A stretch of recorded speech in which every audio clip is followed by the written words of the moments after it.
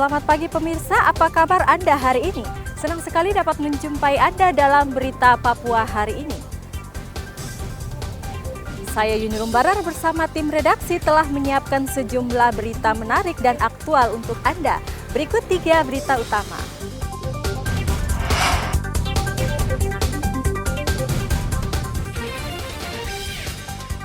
Satgas Kartens temukan satu pucuk pistol milik KKB saat menyisir di distrik Serambakon, Pegunungan Bintang.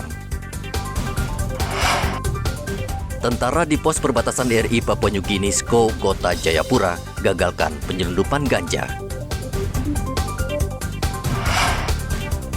Sepekan cuaca buruk, nelayan di Merauke masih takut melaut.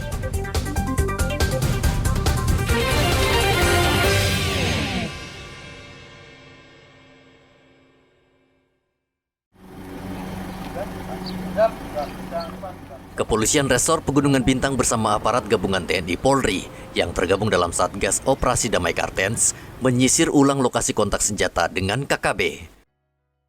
Dalam kejadian itu, 5 anggota KKB Otobius Bidana Mimin tewas di distrik Serambakon, Kabupaten Pegunungan Bintang, Provinsi Papua Pegunungan. Dari hasil penyisiran tersebut, aparat menemukan sepucuk pistol jenis FN beserta puluhan peluru. Wakapolres Pegunungan Bintang Kompol Mica Toding mengatakan penyisiran ulang ini dilakukan untuk mengantisipasi serangan balasan KKB. Telah ditemukan satu buah karung beras yang berisikan satu buah tas hijau. Yang di dalam tas hijau terdapat satu pucuk senpi jenis FN, kemudian satu buah magasin pistol, 41 butir amunisi kaliber 5,56, kemudian 9 butir amunisi kaliber 9 mm, 3 butir amunisi kaliber 38 mm, 1 set baju loreng beserta celana yang di dalam baju tersebut terdapat tulisan TPNPB. Mengantisipasi gangguan KKB, Polda Papua telah menempatkan 35 personel Brimob Polda Papua untuk mendirikan pos di distrik Serambakon, Kabupaten Pegunungan Bintang. Oksibel ini sedang dikembangkan. Tetapi saya sudah di tempat yang kemarin penembakan, kita tempatkan anggota Brimob dari Satbrimob Polda Papua di sana. Saya sudah minta Satgas juga, di mana mereka ganggu kita datang berikan pos. Tidak boleh aparat TNI Polri mundur satu langkah. Di Serambakon sudah ada pos polisi? Sudah ada pos itu, kita masukkan Brimob dari Papua. Nanti ditambah teman-teman TNI. Kita berkolaborasi untuk jaga. 35 orang. Pangdam 17 Cendrawasih, Maijen Ishak Pangemanan memastikan 2 pucuk senjata api yang disita dari kelompok kriminal bersenjata di Pegunungan Bintang adalah milik prajurit yang gugur dalam insiden jatuhnya helikopter Mi-17 di distrik Oskop tahun 2020 lalu. Yang dari heli yang jatuh, ya, untuk senapan itu miliknya salah satu anggota 725, kemudian pistolnya milik salah satu co-pilot. Artinya itu milik TNI ya? Iya, milik TNI. 30 September lalu, aparat keamanan menembak mati 5 anggota KKB di distrik Serambakon, Pegunungan Bintang. Dari tangan para pelaku, petugas menemukan 3 pucuk senjata api. Dari 5 orang yang tewas, salah satunya bernama Otobius Bidana Mimin yang merupakan komandan lapangan KKB yang selama ini melakukan teror dan tindakan kriminal di distrik Serambakon. Otobius diketahui merupakan salah satu anak buah kepercayaan Ananias Ati Mimin, pemimpin KKB Pegunungan Bintang. Hendra dan Arthur melaporkan dari Pegunungan Bintang, Provinsi Papua Pegunungan.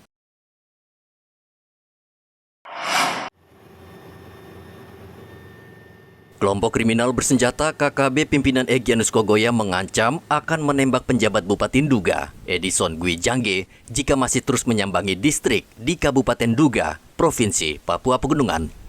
Kapolda Papua Irjen Polisi Matius Fakir mengatakan ancaman tersebut adalah hal yang biasa dialami pejabat di daerah. Ia meminta Edison tidak takut dan memerintahkan seluruh Kapolres di daerah rawan KKB untuk menegakkan peraturan hukum terhadap KKB. Kalau kemarin saya tadi baca di koran lagi, bupati diancam. Biarin aja diancam, nggak apa-apa. Biasa menjadi pemimpin tuh kalau diancam-ancam itu biasa. Yang penting para pejabat bupati juga dia tidak perlu takut. Dia kerja maksimal untuk melayani masyarakat. Keselamatannya dijaga oleh aparat TNI Polri. Nah kalau dia karena diancam-ancam terus pergi meninggalkan Duga, kan nanti terganggu aktivitas pemerintahan. Nah kalau aktivitas pemerintahan ini terganggu, yang menang kan si Egy. Jadi kita masuk dalam dia punya kemauan atau orang-orang yang selama ini bersembunyi memanfaatkan isu penculikan itu untuk kepentingan mereka. Edison Gwijangge kerap mengunjungi sejumlah distrik di Kabupaten Duga dengan menggunakan pesawat. Kegiatan Edison ini rupanya membuat gerah KKB pimpinan Egyanus. Kapolda Papua menambahkan, dalam waktu sebulan terakhir, aparat berhasil menangkap 3 anggota KKB di berbagai wilayah rawan. Ketiga anggota KKB ini kerap memasok senjata api dan bahan makanan bagi kelompok KKB di Nduga dan Pegunungan Bintang. Hendra melaporkan dari Nduga, Provinsi Papua Pegunungan. Setelah melaksanakan penangkapan 21 plastik berisikan ganja ini nyaris beredar jika tidak dicurigai polisi. Berawal dari gerak-gerik 2 pemuda yang mencurigakan di perlintasan perbatasan RI Papua New Guinea di Kampung Moso, Distrik Moratami, Kota Jayapura, Papua. Keduanya hendak mengambil plastik yang sengaja diletakkan di pinggir jalan. Satgas Pamtas Yonif 122 Tombak Sakti, perbatasan RI PNG, yang curiga pun langsung menyergap. Dan benar saja, ternyata ada 21 plastik yang berisikan ganja seberat 600 gram. Setelah melaksanakan penangkapan terhadap 2 orang warga negara Indonesia yang membawa narkotika jenis ganja seberat 635 gram. Adapun barang bukti lainnya yaitu uang tunai sebanyak Rp167.000, kemudian 1 KTP asli, kemudian 2 ATM. Kedua tersangka langsung dibawa ke Polsek Moratami untuk kemudian diserahkan ke Satuan Res Narkoba Polresta Jayapura. Wilayah perbatasan Indonesia Papua New Guinea rawan penyelundupan narkotika, khususnya ganja dan sabu-sabu. Arthur melaporkan dari Kota Jayapura, Papua.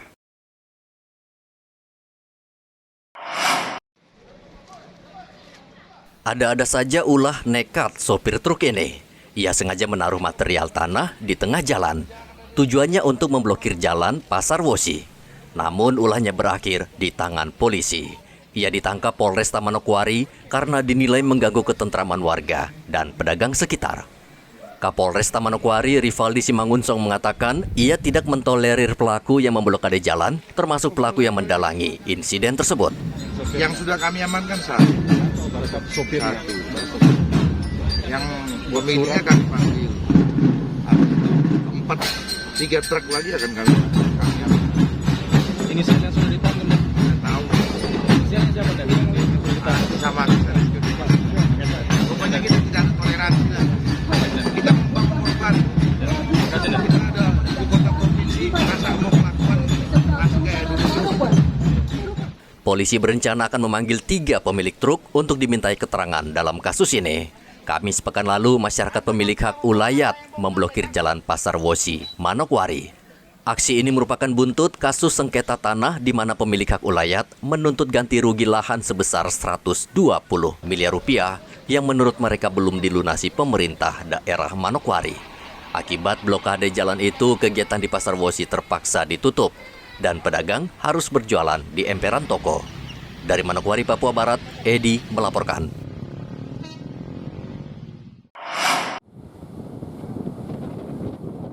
Sudah lebih dari seminggu, nelayan di pesisir pantai Merauke tidak melaut untuk mencari ikan akibat cuaca buruk dan ombak yang tingginya bisa mencapai 3 meter. Nelayan tidak berani mengambil resiko dan saat ini hanya bisa menunggu sambil berharap cuaca segera membaik. Mereka menambatkan perahu ke tepian yang lebih tinggi agar tidak rusak dihempas gelombang. Suada 10 hari begini terus ini. Begini ya? Angin saja terus, tidak ada orang dapat ikan. Jadi tidak cari ikan, nganggur ya? Nganggur saja.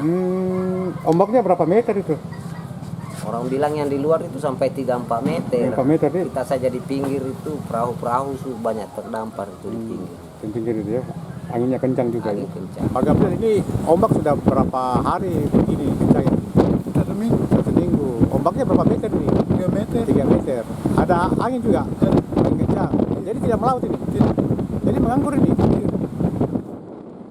Gelombang tinggi di perairan Papua Selatan menyebabkan hampir semua nelayan di tepi pesisir pantai di Merauke tidak melaut. Mereka termasuk nelayan di pantai Binaloka Merauke, Pantai Payum, hingga ke kawasan Pantai Kumbe.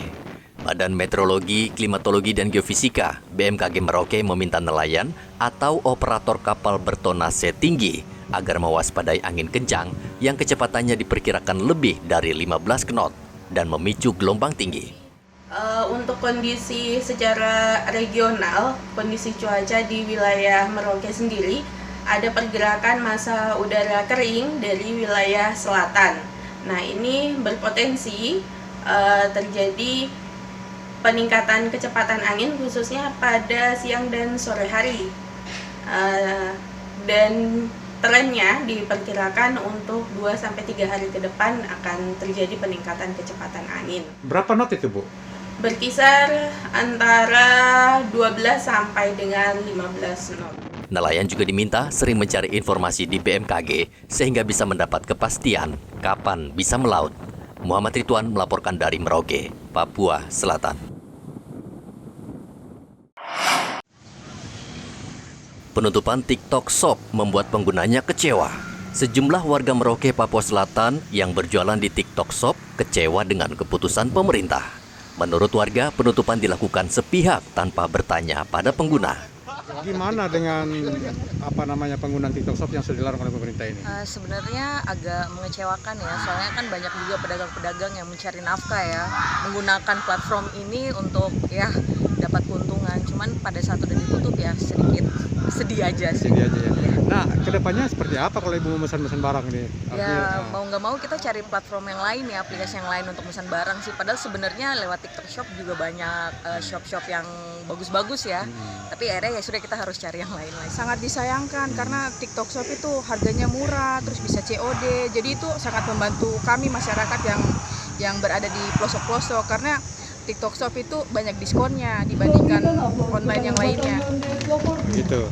Nah, ke depan ini sepertinya mau apa itu kalau pesan-pesan barang nantinya? Kalau tidak ada TikTok Shop kita bingung mau lihat di mana lagi karena kan TikTok Shop itu salah satu belanja online yang paling bagus menurut kami. Sementara karena TikTok Shop itu sangat membantu untuk kita membeli secara online dan juga kayaknya harganya cukup jauh. Jadi kalau ditutup kayaknya saya tidak sepakat untuk ditutup sebagai TikTok Shop. Dibuka aja lagi dong. Penutupan TikTok Shop dilakukan pemerintah karena menilai TikTok Shop adalah media sosial yang tidak memiliki izin berjualan langsung. Muhammad Ridwan melaporkan dari Merauke, Papua Selatan.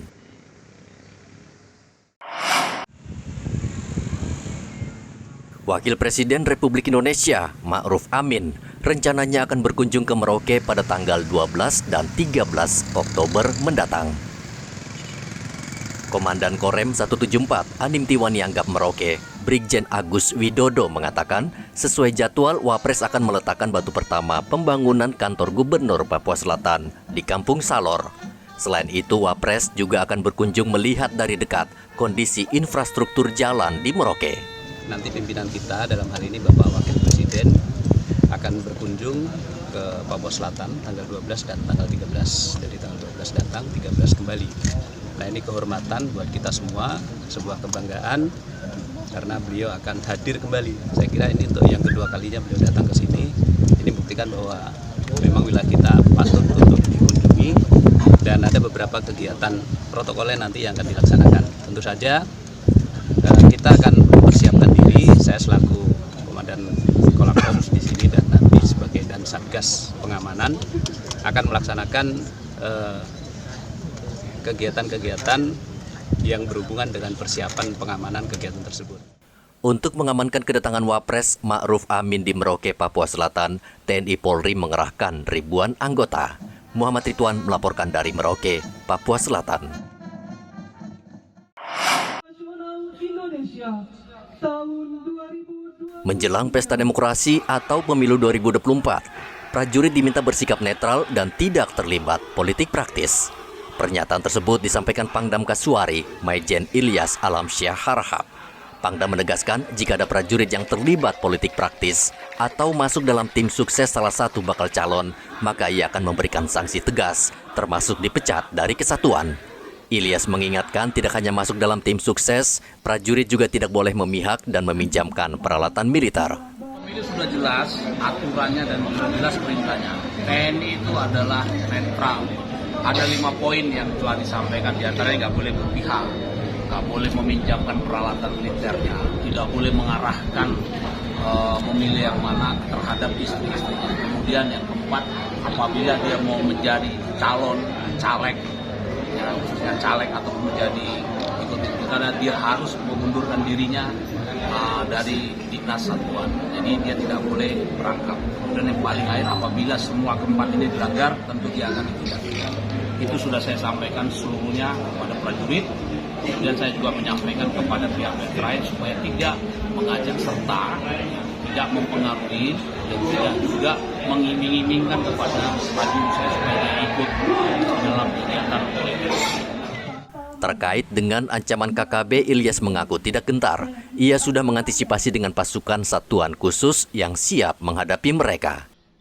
Pangdam mengatakan pasukannya saat ini siaga penuh untuk menghadapi serangan KKB, khususnya di daerah rawan seperti Maibrat. Buat apa kita memikirkan kelompok kecil? Kita memikirkan masyarakat, anak, sekolah yang masih butuh perhatian kita. Ya, jadi nggak usah fokus sama dia biar aja hidup di hutan, dia makan sagu, makan apa, biar aja hidup di hutan. Kita memikirkan anak-anak kita yang harus sekolah, anak-anak kita yang memiliki gizi yang rendah. Jangan sampai dia putus sekolah, jangan sampai dia mengalami masalah. Itu yang kita pikirkan. Kalau masalah KKB, saya sudah punya satuan yang mengganggu, saya punya kekuatan untuk melawan mereka. Pangdam juga berjanji akan memberikan perhatian khusus bagi masyarakat daerah terpencil agar mereka aman dan tentram. Dari Manokwari, Papua Barat, Edi melaporkan.